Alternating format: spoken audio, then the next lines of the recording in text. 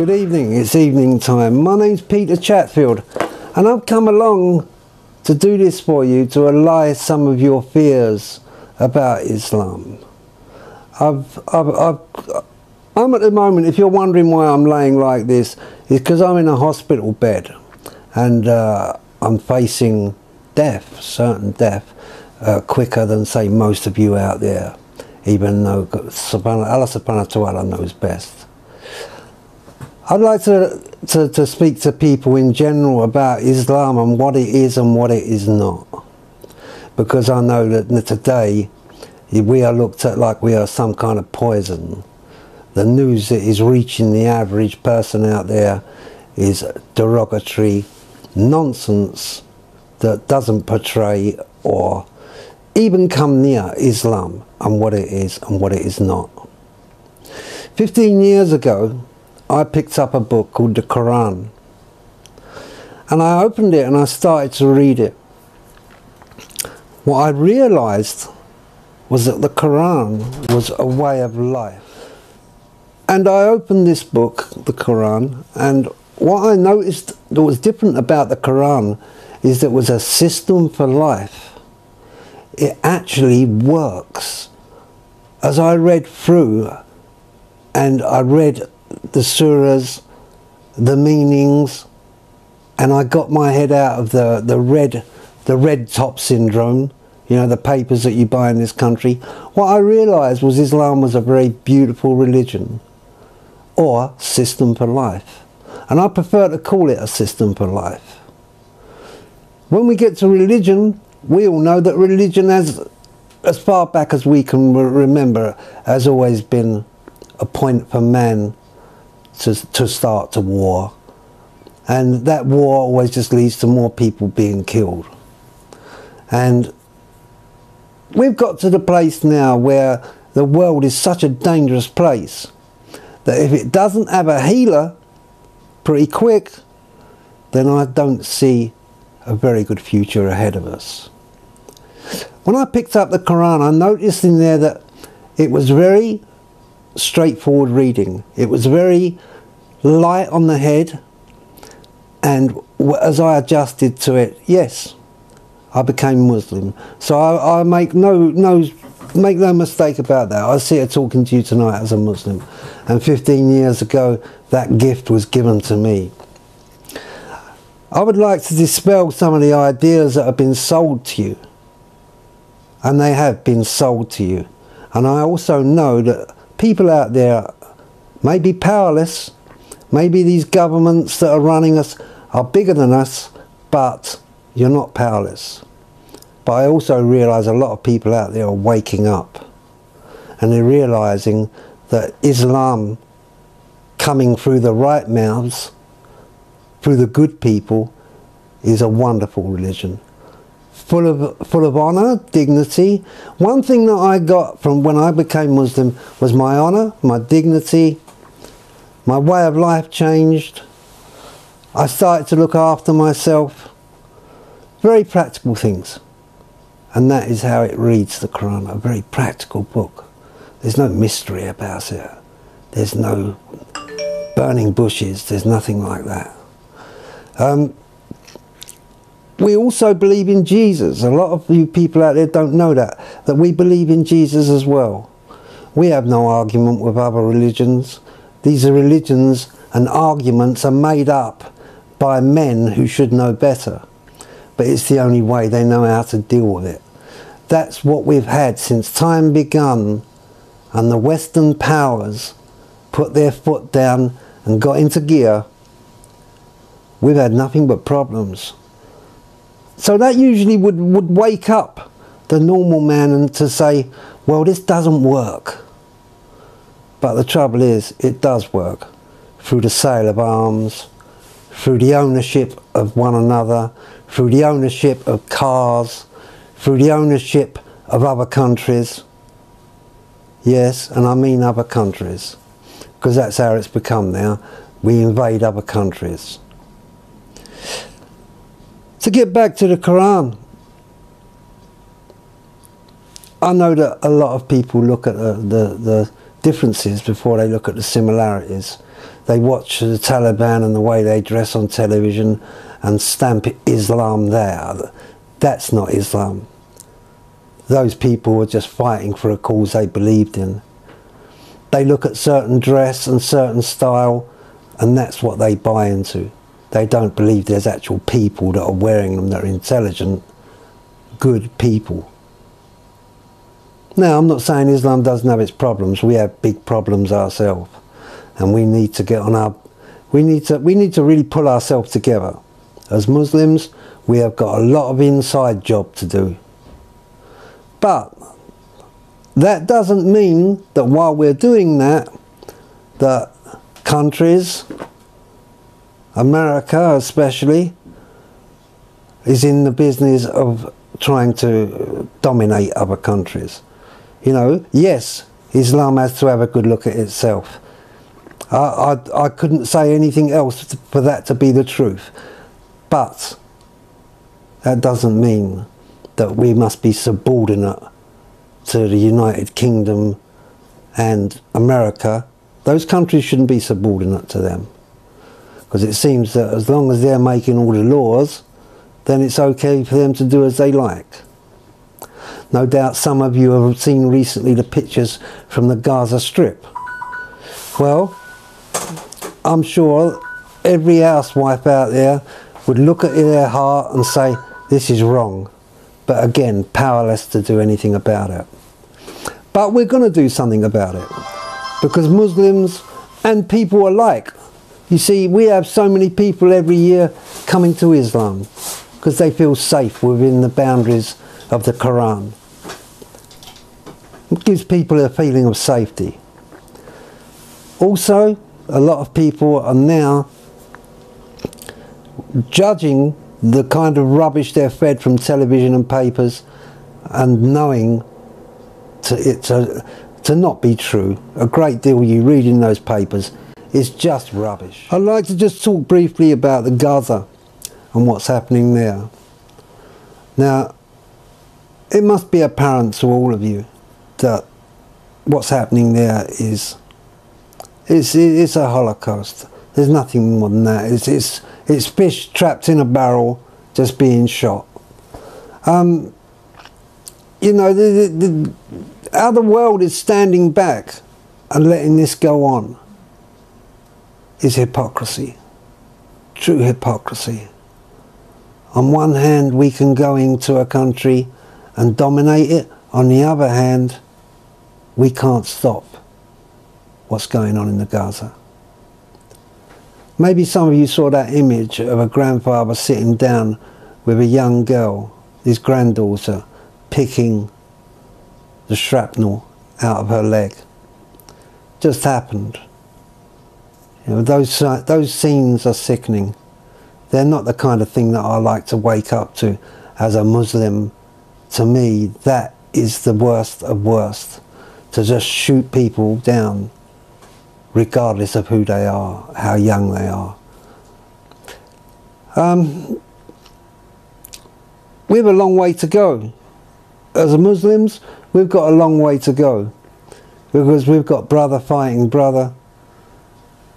We've got people that are just falling apart. We've got a humour that's just falling apart at the moment. And that's sad. That's sad. Us Muslims need to shape up. We need to carry the message of Islam, not the message of violence and war. Every year alone in America, hundreds of women are raped, babies being aborted. That's the kind of world we're living in. We're living in a world that is run on fear by politicians who want us in a state of fear. Because we're more easy to manage when we're in a state of fear. You know, God calls the shots here. When your time's up, your time's up.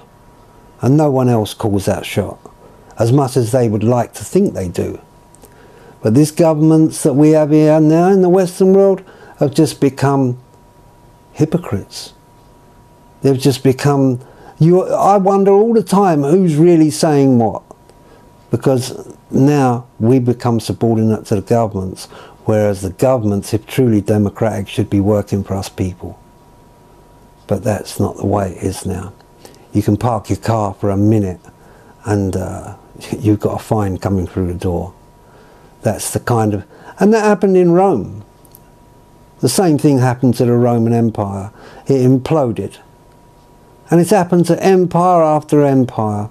When they haven't got a war abroad that's of value, where they can steal, corrupt, rip off, whatever. Let's look at slavery. Let's look at what we done there in Africa. We just... I think it was something like 60 million people we stole from Africa. And they would lose them on the ships, taking them to Jamaica, where they would be dispensed to America. You know, the last country to drop its slavery laws. It's a sad place, 200 years old, and it shows. It really does show. They're lost. America is a lost country. It's lost into the tunes of Mickey Mouse and Donald Duck. You know, you're lost in a big dream.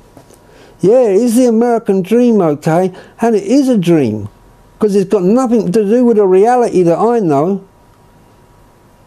When you see that on the television, you know, those people really are suffering. There's nothing in it for a cameraman to be in a dangerous area, other than to just give the truth. Sometimes we know that's distorted, but for the most part, you're getting the truth. But as far as America's concerned, unless they start turning their attitude into a place of being helpful, instead of threatening the rest of the world with sanctions and God knows what. Allah subhanahu wa ta'ala knows best of what they're up to. But they should got to back off. They've just got to back off, because they are going to cause the next war between Russia and America. And it's happened all my life. All my life I've been under threat. From the Bay of Pigs, the Cuban Missile Crisis, threatening to fry me. And we wonder why we grow up in a state of fear. Vietnam. Then they went and took Saddam out. You know, now they're scratching their heads wondering what have we done. Because it was all manageable before. And now it's become unmanageable. It's got bigger than them. But getting back to Islam, you know, there's a true state of being in the Quran. There's a true place in your heart if you really read the Quran and see what it has to offer you. I hope everyone one day sits down and just for once in their life reads the Quran, and there's actually a system for life, how to cope. It deals with the money side of things. It deals with the matrimonial side of things, death, birth. It deals with everything.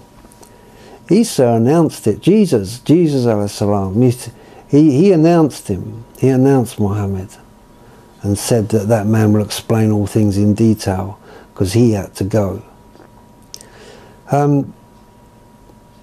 I'd like to thank you all very much for listening to me. I hope you get something out of it and stop this fear of Islam.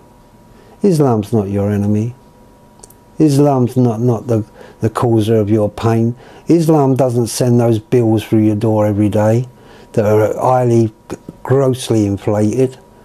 Islam just doesn't want to charge you to just walk out your gate of a morning. You know, we've got to stop this business of blaming Islam. You know, if the Queen of England, one of her subjects misbehaves, you wouldn't indict the Queen, would you? You wouldn't take the Queen to court. We're all subjects of this earth. We're all subjects of this earth, and I say this from the heart. If we don't do something quickly, and I mean quickly, then we're going to have a state of fitna like you wouldn't believe. A state of this world where it will be such a dark place to live, because money and power will be the greatest shortcoming of mankind. The rich will not only get rich, but they will stay healthy. The poor will get poor, and they will become unhealthy. And when people are hungry, then you've got a state of war. And there is enough room and time in this place, in this world, to adjust ourselves for another place. As you got this consciousness, you may get another. And if you doubt me, you've got this one, you've got this one. So don't say that, you know, there's no other, because you would be talking in ground that you know nothing about, because you are actual evidence of yourself. You're the evidence of yourself. If you can touch, feel, smell, then you are evidence to yourself. Try to look at Islam as an option, and that's all I'm trying to give you here, is an option. And read it, and if nothing else, you will become a better person. You'll become, you'll be good. And when good breeds good, only good comes of that. When it's bad, bad comes of that. It's quite simple. There's no mystery to it. So do yourself a favour, you know. Sit down for once in your life, push all your prejudices out of your head, and read a Quran, which explains the history of this world. That was what put my mind at rest, was that the Quran explained things so simply. It told me what had happened in history, pretty much the same as the Bible and the Torah. There's really not a great argument between the three of them, except it seems to me that some people just will not read a Bible and a Quran and a Torah. Read the whole three of them. And that will break down any ideas about one God, because that's all it is with Islam. We believe in one God, not idols, or not a God that has to ask permission. We believe in a God that asks no permission. He says be, and it is in a second or a million years, whichever it takes. He is all powerful.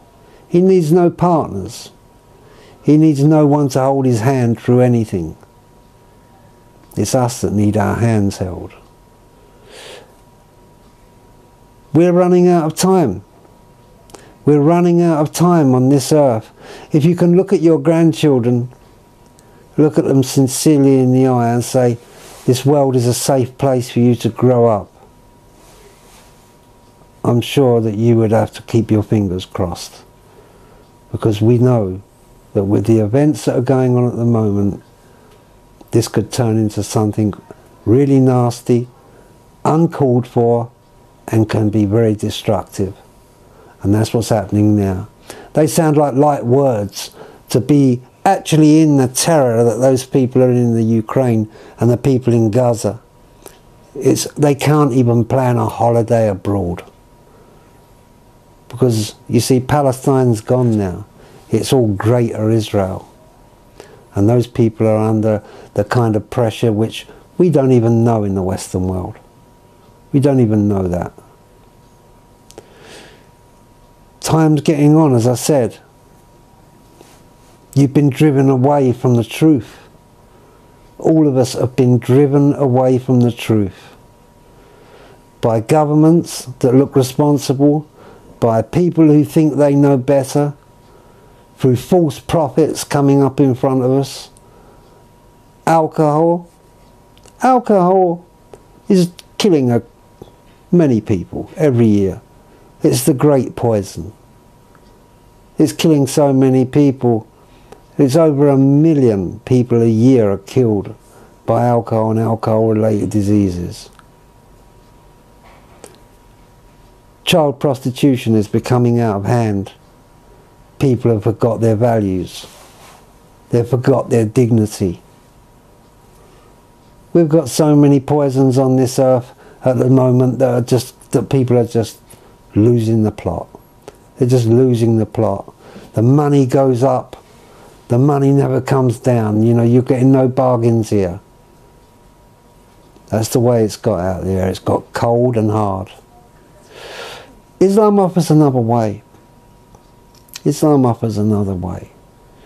A way that we should have a good look at. And if you are fair in your judgment and you want a life that is complete, that is dignified, and an offer to someone else, where people will look at you and know that you stand up straight, then come to Islam and have a look for yourself and see what's really going on. Brush your prejudices aside. Find yourself a Quran and a Bible and a Torah. They're all good books. They're all good books.